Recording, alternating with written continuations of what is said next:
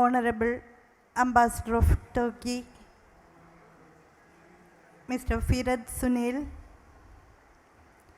വേദിയിൽ സന്നിഹിതനായിട്ടുള്ള മുൻ chief secretary doctor Jayakumar, വേദിയിലും സദസ്സിലും സന്നിഹിതരായിട്ടുള്ള മറ്റ് ബഹുമാന്യരെ, പ്രിയമുള്ള സഹോദരി സഹോദരന്മാരെ, at the very outset, I would like to greet and wholeheartedly congratulate Mr. Firat Sunel for writing a very beautiful novel in spite of his busy schedule as an ambassador. വളരെ മനോഹരമായിട്ടുള്ള ഒരു നോവലാണ് അദ്ദേഹം എഴുതിയിട്ടുള്ളത്. അംബാസിഡർ എന്നുള്ള നിലയിൽ വളരെ തിരക്കേറിയ ജീവിതം നയിക്കുമ്പോഴും തൻ്റെ നാടിൻ്റെ സംഭവ കലുഷിതമായിട്ടുള്ള ചരിത്രത്തിൽ നിന്ന് രക്തം ചിന്തുന്ന ഒരേട് കീറിയെടുത്തിരിക്കുകയാണ് ബഹുമാന്യനായ ടർക്കിഷ് അംബാസിഡർ. ടർക്കി എന്നുള്ള രാജ്യത്തിന് സമാനതകളില്ലാത്ത ഒട്ടേറെ സവിശേഷതകളുണ്ട്. അത് കിഴക്കിൻ്റെയും പടിഞ്ഞാറിൻ്റെയും ഏറ്റവും മനോഹരമായിട്ടുള്ള സങ്കലനമാണ്. പാരമ്പര്യത്തിൻ്റെയും ആധുനികതയുടെയും സംയോഗമാണ്. പഴമയുടെയും പുതുമയുടെയും സന്ധി ചെയ്യുന്ന സ്ഥലമാണ്. ഭൂമിശാസ്ത്രപരമായും സാംസ്കാരികമായും ഒട്ടേറെ വ്യതിരിക്തതകളുള്ള ടർക്കി ട്രാൻസ് കോണ്ടിനെൻ്റൽ അനുഭവങ്ങളുടെ ഏറ്റവും പുതുമയാർന്ന തലങ്ങൾ ഉയർത്തിപ്പിടിക്കുന്ന ഒരു രാജ്യമാണ്. രണ്ട് വൻകരകൾക്ക് നടുവിൽ രണ്ട് വൻകരകളുടെയും സ്വഭാവങ്ങൾ പങ്കുവച്ചുകൊണ്ട് അങ്ങനെയൊക്കെയുള്ള ഒരുപാട് നിലകളിൽ സങ്കര സ്വഭാവത്തോടുകൂടി ഒരുപാട് സാമൂഹ്യ വിഭാഗങ്ങളിൽപ്പെടുന്ന ജനതയെ ഉൾക്കൊണ്ടുപോകുന്ന സവിശേഷതകളുള്ള ടർക്കി നമ്മുടെ ലോകത്തെ ഏറ്റവും സാധ്യതയുള്ള സിദ്ധിയുള്ള കലാകാരന്മാരും കരവിരുതുള്ള കരവേലക്കാരും ജീവിച്ചിരുന്ന ടർക്കി, പ്രക്ഷുബ്ധമായിട്ടുള്ള രാഷ്ട്രീയ അന്തരീക്ഷം എന്നും നിലനിർത്തി പോന്ന ടർക്കി, ആ ടർക്കിയുടെ ചരിത്രത്തിലെ ഒരു സവിശേഷ സന്ദർഭമാണ് ഈ നോവലിന് ആധാരമായിട്ടുള്ളത്.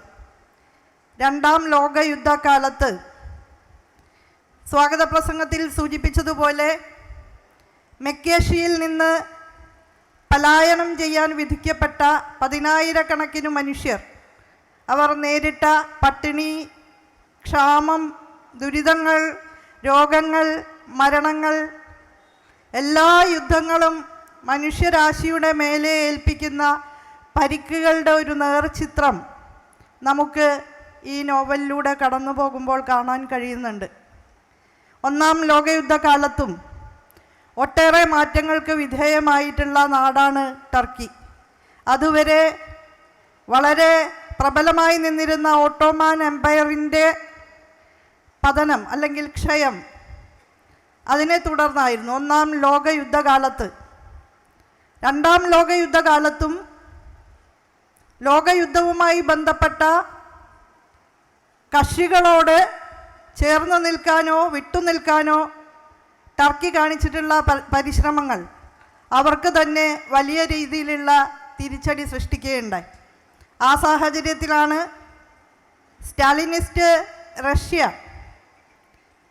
ഇത്തരത്തിലുള്ള ഒരു ഇവാക്വേഷന്, ഒരു ഡീപ്പോർട്ടിങ്ങിന്, ക്രിമിയൻ ടാർട്ടാറുകളുടെ വംശീയമായിട്ടുള്ള വിടുതൽ ചെയ്യലിന്, വംശീയമായിട്ടുള്ള ഒരുതരം ശുദ്ധീകരണത്തിന് എന്ന് തന്നെ പറയാം, ആ രീതിയിലുള്ള നിലപാട് സ്വീകരിച്ചത്. അതിൻ്റെ ഭാഗമായിട്ട് പലായനം ചെയ്യപ്പെട്ടവർ അനുഭവിക്കേണ്ടി വന്ന നാനാമുഖമായിട്ടുള്ള ദുരിതങ്ങളുടെ ചിത്രണത്തിലൂടെ കടന്നു പോകുമ്പോൾ മനുഷ്യഹൃദയങ്ങളിൽ അതുണ്ടാക്കിയ മുറിവുകൾ, ആഴത്തിലുള്ള മുറിവുകളിൽ നിന്ന് കിനിഞ്ഞിറങ്ങുന്ന ചോരപ്പാടുകൾ നമുക്ക് ഈ പുസ്തകത്തിൽ കാണാം. വളരെ ലളിതമാണ് അതിൻ്റെ ഭാഷ, അതുകൊണ്ട് തന്നെ അത് മനോഹരവുമാണ്, ഹൃദയസ്പർശിയാണ്. അത്തരത്തിലുള്ള ഒരു നോവൽ അദ്ദേഹത്തിൻ്റെ നാടിൻ്റെ എല്ലാ വ്യതിരിക്തതകളെയും ഒരു ചരിത്ര സന്ദർഭത്തിൻ്റെ സൂക്ഷ്മാംശങ്ങളിലൂടെയും കടന്നു പോകാൻ നമ്മളെ സഹായിക്കുന്നു എന്നുള്ളത് പ്രത്യേകം എടുത്തു പറയേണ്ടുന്ന ഒരു കാര്യമാണ്. ഏറ്റവും മനോഹരമായി എഴുതുവാൻ കഴിയുന്ന, ഏറ്റവും മനോഹരമായി കല കൈകാര്യം ചെയ്യുന്ന ഒരുപാട് വ്യക്തികൾ ഉണ്ടായിട്ടുള്ള ദേശമാണ് ടർക്കി. ടർക്കിയിലെ വാസ്തുശിലാ വൈഭവങ്ങൾ പ്രത്യേകം എടുത്തു പറയേണ്ടവയാണ്. ബൈസാൻറ്റൈൻ കാലത്ത് നിന്ന് കടന്നു വരുന്ന തരത്തിലുള്ള ഡൂമുകളുടെ നിർമ്മിതി, സെൻറ്റ് സോഫിയയുടെ ആ നിർമ്മിതി എല്ലാം തന്നെ എടുത്തു പറയേണ്ടതാണ്. അതുപോലെ ഓർഹാൻ പാമുക്കിനെ പോലുള്ള എഴുത്തുകാർ ഇസ്താംബൂൾ എന്ന് പറയുന്ന നഗരത്തെ ഏറ്റവും കാവ്യാത്മകമായിട്ട് ആവിഷ്കരിച്ചിട്ടുള്ള ഓർഹാൻ പാമുക്കിനെ പോലെ വിശ്വപ്രസിദ്ധരായിട്ടുള്ള എഴുത്തുകാർ, ഇവരൊക്കെ നമുക്ക് പരിചയപ്പെടുത്തി തന്ന ഒരു ടർക്കിയുണ്ട്. ആ ടർക്കിയുടെ ചരിത്രത്തിൻ്റെ പിന്നാമ്പുറങ്ങളിൽ നിന്നുള്ള ഒരു സവിശേഷ സന്ദർഭം അടർത്തിയെടുത്ത് സ്നേഹത്തിൽ ചാലിച്ച് മുന്നോട്ട് വച്ചിരിക്കുകയാണ് ബഹുമാന്യനായ അംബാസഡർ. മനുഷ്യബന്ധങ്ങൾ, സൗഹാർദ്ദങ്ങൾ, സാഹോദര്യങ്ങൾ അവർക്ക് മുകളിൽ എത്ര കലുഷിതമായ രീതിയിലാണ് യുദ്ധം പ്രവർത്തിക്കുന്നത് എന്ന് വളരെ വിദഗ്ധമായി ഈ പുസ്തകം കാണിച്ചു തരുന്നുണ്ട്.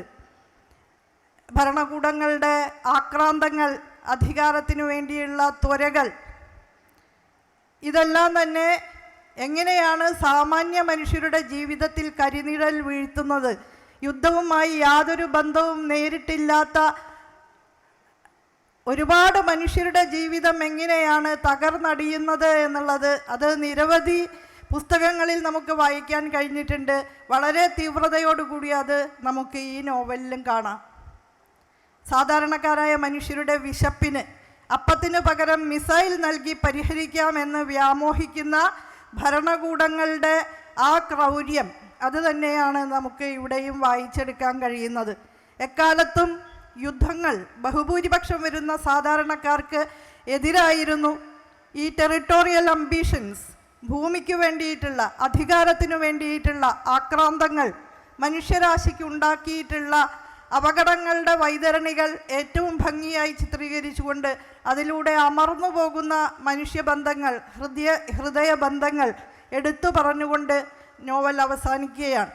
ഒമർ, നിക്കി രണ്ടുപേർ തമ്മിലുള്ള ഗാഢമായിട്ടുള്ള ഹൃദയബന്ധം, വേർപിരിയലിൻ്റെ സന്ദർഭത്തിൽ അവർക്കുണ്ടാകുന്ന വൈകാരിക വിക്ഷോഭങ്ങൾ രണ്ടുപേരിൽ മാത്രമല്ല 10,000-കണക്കിന് മനുഷ്യരിലൂടെ വ്യാപിക്കുന്ന ആ യുദ്ധത്തിൻ്റെ കെടുതികൾ, പ്രത്യാഘാതങ്ങൾ എല്ലാം നമുക്ക് ഈ കൊച്ചു നോവലിലൂടെ വായിച്ചെടുക്കാൻ കഴിയുന്നു. തൻ്റെ നാടിനെ സമർപ്പിക്കാൻ അദ്ദേഹം എഴുതി തയ്യാറാക്കിയ ഈ പുസ്തകം സാധാരണ മനുഷ്യരുടെ വിഹ്വലതകളെക്കുറിച്ചുള്ളതാണ്. അധികാരത്തിൻ്റെ വലിയ രീതിയിലുള്ള ആർത്തിക്കെതിരായിട്ട് ഉയർത്തിപ്പിടിച്ച ഒരു വലിയ പരിചയമായിട്ട് കൂടി ഞാനിതിനെ കാണുകയാണ്. അധികാരത്തിൻ്റെ ഇടനാഴികളിൽ ശക്തമായി നീങ്ങുന്ന ഒരു അംബാസിഡറാണ് ഇത് രചിച്ചിട്ടുള്ളത് എന്നുള്ളത് വളരെ അത്ഭുതകരമായിട്ട് തോന്നുന്നു. അങ്ങനെ അധികാര സമവാക്യങ്ങളിൽ അഭിരമിക്കുന്ന ഒരാൾ എഴുതേണ്ടതല്ല, ഒരു സാധാരണക്കാരൻ എഴുതുന്നത് മട്ടിലുള്ള ഒരു നോവലായിരിക്കുന്നു ഇത്. ഇത്ര മനോഹരമായിട്ടുള്ള ഒരു നോവൽ മലയാളത്തിന് നൽകിയ വിവർത്തകരെയും ഞാൻ ഹൃദയത്തിൻ്റെ ഭാഷയിൽ അഭിനന്ദിക്കുന്നു. Once again I heartily congratulate our respected ambassador and I wish him all the very best in the future. Thank you.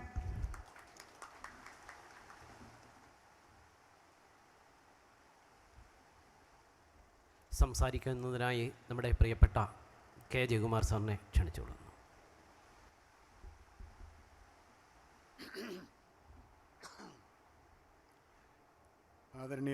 ആദരണീയായ മന്ത്രി Shri doctor R Bindu,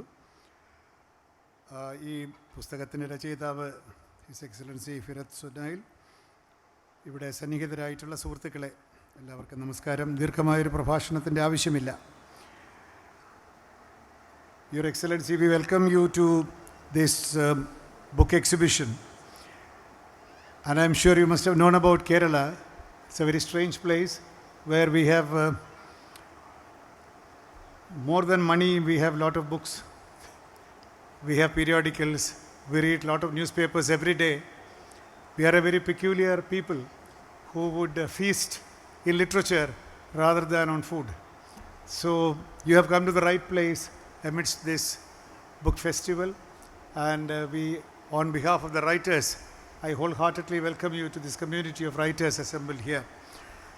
So it is a privilege that an ambassador, Turkish ambassador to India, is a distinguished author. നമ്മുടെ നാട്ടിൽ ഉയർന്ന ഉദ്യോഗത്തിലിരിക്കുന്നവർ സാഹിത്യം എഴുതിയാൽ അത് മോശപ്പെട്ട സാഹിത്യം എന്നൊരു വിചാരമുണ്ട്. ആത്മകഥയാണ് ഈ പറയുന്നത് കേട്ടോ.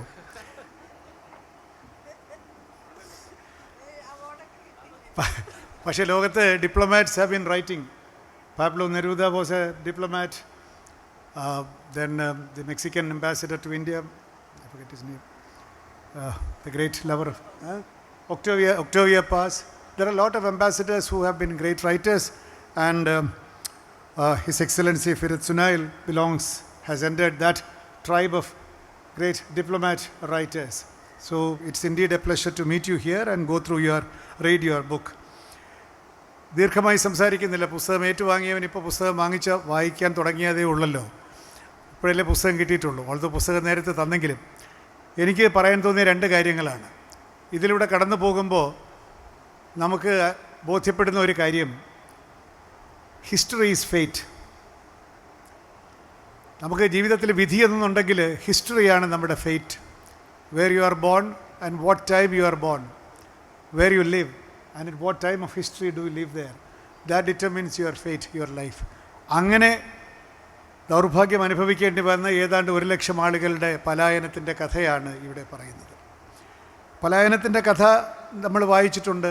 ചരിത്രത്തിൽ ഒരുപാട് പലായനങ്ങളുടെ കഥയുണ്ട്, ദുരന്തങ്ങളുടെ കഥയുണ്ട്, വിഭജനങ്ങളുടെ കഥയുണ്ട്.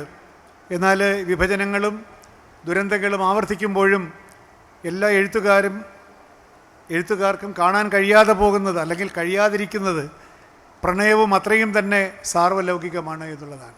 ഏത് ദുരന്തത്തിൻ്റെ നടുവിലും പ്രണയത്തിൻ്റെ ആർദ്രതയുണ്ടാകും. Even in this story which talks about displacement of thousands of people, the story is remarkable for the universal love that flowers even amidst all this crisis and tribulation. That is human life. അതാണ് ജീവിതത്തിൻ്റെ സാർവജനീനത, സാർവലൗകികത. ഏത് വിപത്സന്ധിയിലും പ്രണയം കൊണ്ട് ജീവിതത്തെ മധുരീകരിക്കാൻ മനുഷ്യ മനസ്സിന് സാധിക്കും എന്ന ഏറ്റവും യൂണിവേഴ്സലായിട്ടുള്ള ഒരു സന്ദേശം കൂടി നമുക്കിതിൽ നിന്ന് ലഭിക്കുന്നുണ്ട്. ചരിത്രത്തിൻ്റെ ദുരന്തങ്ങളെ പ്രതിരോധിക്കാൻ നമുക്ക് സാധിക്കുകയില്ല. അതിൻ്റെ ഇരയായി തീരാൻ മാത്രമാണ് നമ്മളുടെ വിധി. ഇന്ത്യയിൽ, നമ്മൾ ഈ കേരളത്തിൽ ജീവിക്കുന്ന നമ്മൾ എന്തുമാത്രം സുരക്ഷിതരും എന്തുമാത്രം സൗഭാഗ്യശാലികളുമാണ് എന്നുകൂടി ഇത്തരത്തിലൊരു നോവൽ നമ്മളോട് പറയുന്നുണ്ട്. Because we never experienced bombing, we never experienced a war. We live in the peaceful land of Kerala between the Arabian Sea and the Western Ghats. But we read about crisis all over the world. We understand it intellectually, but war has never been an experience for us. So we understand in our blood how it is, what a strife it is to live through a war-ravaged country and a war-ravaged time. So thank you for reminding us about the torments of war. In India also we had an experience, great experience of this kind of bifurcation, this kind of division when we experienced in 1947 when India was truncated into Pakistan and India. Millions of people died, millions of people lost their homes, millions of people lost everything, and the scar of that separation has not been healed so far, as Gitanjali Sri's novel would vouch in the last year's Booker.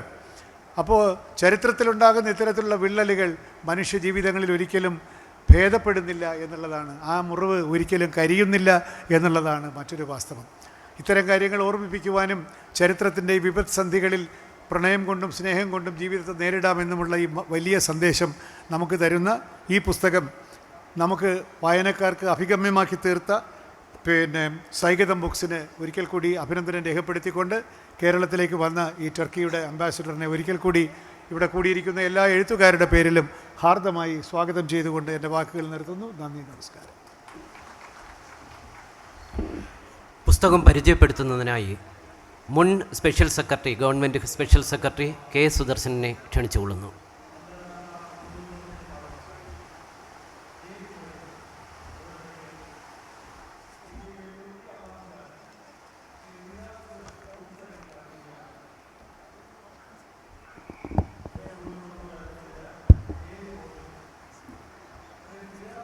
ആദരണീയായ ഉന്നത വിദ്യാഭ്യാസ വകുപ്പ് മന്ത്രി doctor Bindu, ഈ പുസ്തകം രചിച്ച ഇന്നത്തെ വിശിഷ്ടാതിഥിയും Turkey അംബാസഡറുമായ Shri ഫിറത്ത് Sunil, സ്വീകരിച്ചുകൊണ്ട് നമ്മെ അഭിമുഖീകരിച്ച് സംസാരിച്ച മുൻ ചീഫ് സെക്രട്ടറിയും പ്രിയപ്പെട്ട എഴുത്തുകാരനുമായ ശ്രീ കെ ജയകുമാർ അവർകൾ, വേദിയിൽ സന്നിഹിതരായിരിക്കുന്ന വിശിഷ്ട വ്യക്തികളെ, പ്രിയമുള്ളവരെ, ഈ പുസ്തകത്തെക്കുറിച്ച്, അതിൻ്റെ ആത്മാവിനെക്കുറിച്ച് മുൻപ് സംസാരിച്ച രണ്ടുപേരും ഏതാണ്ട് സ്പർശിച്ചുകൊണ്ട് പറഞ്ഞു കഴിഞ്ഞിരിക്കുന്നു. ഇത് ഒരു പലായനത്തിൻ്റെ കഥയാണ്. ചരിത്രം ആവിഷ്കരിക്കുന്ന കഥയാണ്. ചരിത്രത്തിൻ്റെ പ്രത്യേകത എന്ന് പറയുന്നത് ആ സംഭവങ്ങളുടെ കാലഘട്ടത്തിൻ്റെ സവിശേഷതയുമായി ബന്ധപ്പെട്ട് നിൽക്കുന്നതാണ്. ചരിത്രത്തെക്കുറിച്ച് നെപ്പോളിയൻ്റെ പ്രസിദ്ധമായ ഒരു ഉദ്ധരണിയുണ്ട്: history is nothing but lies agreed upon. സുസമ്മതങ്ങളായ കള്ളങ്ങളാണ് ചരിത്രത്തിൽ പലപ്പോഴും എഴുതി ചേർക്കുക എന്ന് നെപ്പോളിയൻ പറഞ്ഞിട്ടുണ്ട്.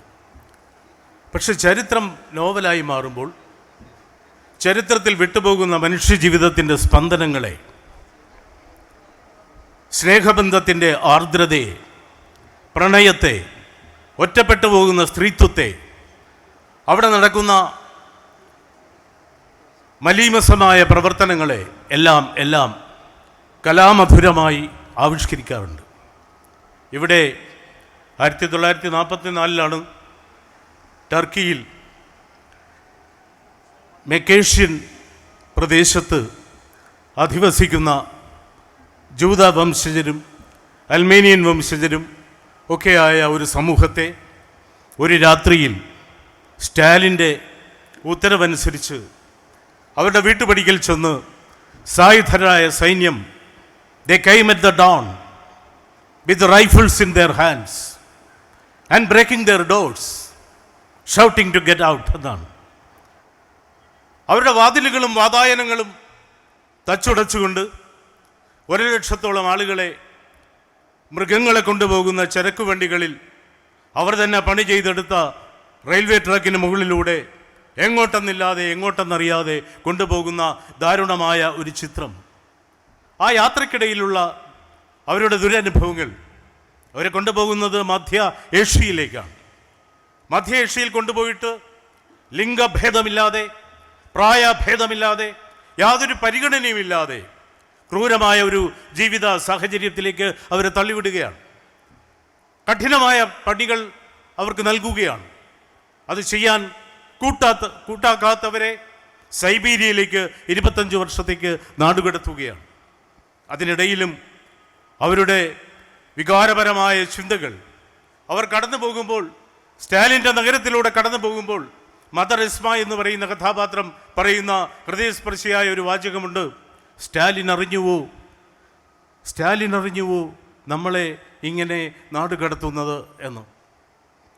ആ വിധത്തിൽ വളരെ പരുഷമായ, നിർഭാഗ്യകരമായ ഒരു ദുരന്തം നിരപരാധികളായ കുറേ ആളുകൾ നേരിടേണ്ടി വരുന്നതിൻ്റെ കഥയാണിത്. എന്തുകൊണ്ടാണ് ഇങ്ങനെ ചെയ്യുന്നത്? സ്റ്റാലിൻ്റെ ആർമിയിൽ മുൻപന്തിയിൽ ഉണ്ടായിരുന്നവരാണ്.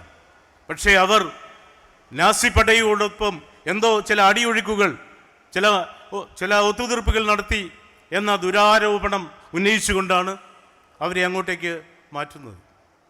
ഈ നോവലിൻ്റെ കവാടങ്ങൾ തുറന്ന് അതിൻ്റെ ഉള്ളിലൂടെ കടന്നു പോകുവാനും അത് സംവദിക്കുവാനുമുള്ള സന്ദർഭമല്ല ഇതെന്നുള്ളത് കൊണ്ട് ഞാൻ ആ ഭാഗം വിടുകയാണ്. ഇതിൽ ഹൃദയബന്ധങ്ങളുടെ, പറഞ്ഞുവല്ലോ, ഹൃദയബന്ധങ്ങളുടെ കഥയുണ്ട്. ഒമറിൻ്റെയും നിഖയുടെയും കഥയുണ്ട്. സെമിലിൻ്റെയും നിനോയുടെയും കഥയുണ്ട്. സെമിൽ എന്ന് പറയുന്ന ചെറുപ്പക്കാരൻ തീവണ്ടിപ്പാതയുടെ പണിക്ക് പോകുന്ന ചെറുപ്പക്കാരൻ, അതുപോലെ സെർവിറ്റാലി എന്ന് പറയുന്ന അധ്യാപകൻ, റഷ്യനും കണക്ക് പഠിപ്പിക്കാൻ വരുന്ന അധ്യാപകൻ, പർവ്വത പ്രദേശത്തുള്ള ഗ്രാമത്തിൽ താമസിച്ചാൽ നക്ഷത്രങ്ങളെയും ആകാശത്തെയും തൊട്ടുരുമിപ്പോകുന്ന മേഘങ്ങളെയും അടുത്തു കാണാമല്ലോ എന്ന് ചിന്തിക്കുന്ന അധ്യാപകൻ, മാസ്റ്റർ അഹമ്മദ്, അങ്ങനെ മികവാർന്ന ഒത്തിരി കഥാപാത്രങ്ങളുണ്ട്. ഇതിൻ്റെ പേര് തന്നെ ഇലപൊഴിയും മരത്തിൻ്റെ നിഴലുകളിൽ എന്നാണ്. ഇലപൊഴിയുന്ന മരങ്ങൾ. ഇലപൊഴിയുന്ന മരങ്ങൾ ജലാശയത്തിനടുത്ത് വളരുന്ന അരളിവർഗത്തിൽപ്പെട്ട ചില മരങ്ങളാണ്. ആ മരങ്ങളുടെ, ഇലപൊഴിയുന്ന മരങ്ങളുടെ തണലല്ല, പൂന്തണലല്ല, അത് നിഴലുകളാണ്. ആ നിഴലുകൾ സമ്മാനിക്കുന്ന ഒരു അനുഭവ തലമുണ്ട്. അത് ഈ പുസ്തകത്തിലൂടെ സഞ്ചരിക്കുമ്പോൾ നമുക്ക് തീർച്ചയായും അനുഭവപ്പെടുകയും ചെയ്യും. ഈ പുസ്തകത്തിൽ ഞാൻ കണ്ട മറ്റൊരു സവിശേഷത, ഈ പുസ്തകം എഴുത്തുകാരൻ സമർപ്പിച്ചിരിക്കുന്നത്, ശ്രീ ഫിരത് സനിൽ സമർപ്പിച്ചിരിക്കുന്നത് തൻ്റെ മാതാപിതാക്കൾക്കാണ്. അതൊരു വലിയ പാരമ്പര്യത്തിൻ്റെ സംസ്കാരമാണ്. ലോകത്തെമ്പാടും കാലത്തിനും ദേശത്തിനുമൊക്കെ അതീതമായി പാരമ്പര്യത്തെയും പിതൃത്വത്തെയും എല്ലാം അംഗീകരിക്കുന്ന, അവയ്ക്ക് മുന്നിൽ നമസ്കരിക്കുന്ന ഒരു വലിയ മഹത്തായ സംസ്കാരത്തിൻ്റെ മുദ്രയായി ഞാൻ അതിനെ കാണുകയാണ്. ഇതിൻ്റെ തുടക്കം അപ്പോൾ പ്രഭാതമായിരുന്നില്ല എന്നൊരു കൊച്ചു വാചകത്തിൽ നിന്നാണ്. അപ്പോൾ പ്രഭാതമായിട്ടില്ല എന്ന വാചകത്തിൽ നിന്ന് തുടങ്ങുന്നു. ഈ നോവൽ അവസാനിക്കുന്ന ഏതാണ്ട് ഇങ്ങനെയാണ്: തന്നേക്കാൾ പ്രായമുള്ള വാൽനട്ട് മരത്തിലേക്ക് അയാൾ ചേർന്നു നിന്നു. ഏതോ ഒരു അഭൗമമായ വിശ്രാന്തിയിൽ അയാൾ കണ്ണുകൾ ചേർത്തടച്ചു. താഴെ അരുവിയുടെ തീരത്ത് വളർന്നു നിൽക്കുന്ന ഇലപൊഴിയുന്ന മരങ്ങൾക്ക് ചുവട്ടിൽ കുഞ്ഞുങ്ങൾ അരുവിയിൽ നിന്നും ജലം കോരി എറിയുന്നുണ്ടായിരുന്നു, കളിക്കുന്നുണ്ടായിരുന്നു. അവരുടെ നിഷ്കളങ്കമായ ചിരി, ആ ചിരിയുടെ ശബ്ദം അവിടെ നിറയുന്നുണ്ടായിരുന്നു. ഒരു ശാന്തമായ അന്തരീക്ഷത്തിൽ അശാന്തിയിൽ നിന്ന് ആരംഭിക്കുകയും ശാന്തമായ ഒരു മാനസിക തലത്തിൽ ഈ നോവൽ അവസാനിക്കുകയും ചെയ്യുന്നു. ആ പ്രഭാതം ഈ നോവലിൽ വരുന്ന സംഭവ ബഹുലമായ സംഘർഷ തീക്ഷ്ണമായ അന്തരീക്ഷത്തിലേക്കുള്ള പ്രവേശന നിമിഷമാണ്. കരാളമാം രാത്രിതൻ രക്തം തെറിച്ചു തൊടുക്കുന്നു ദിങ്മുഖം എന്നാണല്ലോ പ്രഭാതത്തെക്കുറിച്ച് കവി പറഞ്ഞിരിക്കുന്നത്.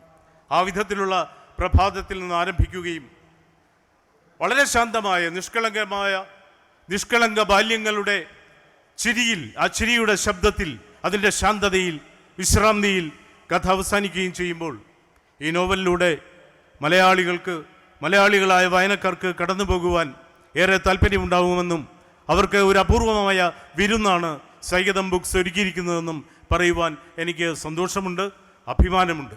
മാത്രവുമല്ല, വിദേശ സാഹിത്യകൃതി, വളരെ സവിശേഷമായ 2011 പ്രസിദ്ധീകരിച്ച ഒരു ശ്രദ്ധേയമായ വിദേശകൃതി, അതിനെ 2 ഭാഷകൾ മറികടന്ന് ഇംഗ്ലീഷിലേക്ക് തർജ്ജമ ചെയ്തു. അതിൽ നിന്ന് വീണ്ടും മലയാളത്തിലേക്ക് പ്രഗത്ഭരായ 2 എഴുത്തുകാരികൾ ഭാഷയിലൂടെ അതിനെ നമ്മുടെ മണ്ണിലേക്ക്, നമ്മുടെ മാതൃഭാഷയിലേക്ക്, പ്രിയപ്പെട്ട മലയാളത്തിലേക്ക് കൊണ്ടുവരുമ്പോൾ ഒരു പുനരാഖ്യാനത്തിൻ്റെ സാധാരണ സംഭവിക്കുന്ന സൗന്ദര്യത്തിൻ്റെ ചോർച്ച ഇവിടെ സംഭവിച്ചിട്ടില്ല. അത്തരത്തിലുള്ള ഒരു അസൗന്ദര്യങ്ങളും ഇവിടെ സംഭവിച്ചിട്ടില്ല. ഒരു നേരനുഭവമായി ഈ കൃതി മാറുന്നു. ഇത് വായിക്കുമ്പോൾ ആ വിധത്തിലുള്ള ശ്രമകരമായ ഒരു ദൗത്യം ഏറ്റെടുത്തതിന് സൈഗതം ബുക്സിനെ, എനിക്ക് തോന്നുന്നു ഇതാദ്യമായിട്ടാണ് മലയാളത്തിൽ ഇത്തരം ഒരു സംരംഭമെന്ന്, സൈഗതം ബുക്സിനെ അഭിനന്ദിക്കുന്നു. ഈ പുസ്തകത്തിലൂടെ, ഇതൊരുക്കുന്ന ജീവിത സാഹചര്യങ്ങളിലൂടെ, ചരിത്ര മുഹൂർത്തങ്ങളിലൂടെ സഞ്ചരിക്കുവാൻ ഏവരെയും സഹർഷം സ്വാഗതം ചെയ്തുകൊണ്ട് ഞാൻ എൻ്റെ വാക്കുകൾ ചുരുക്കുന്നു. നിങ്ങൾക്കെൻ്റെ നമസ്കാരം. I kindly invite Mr. Firat Sunel to address the audience. Please.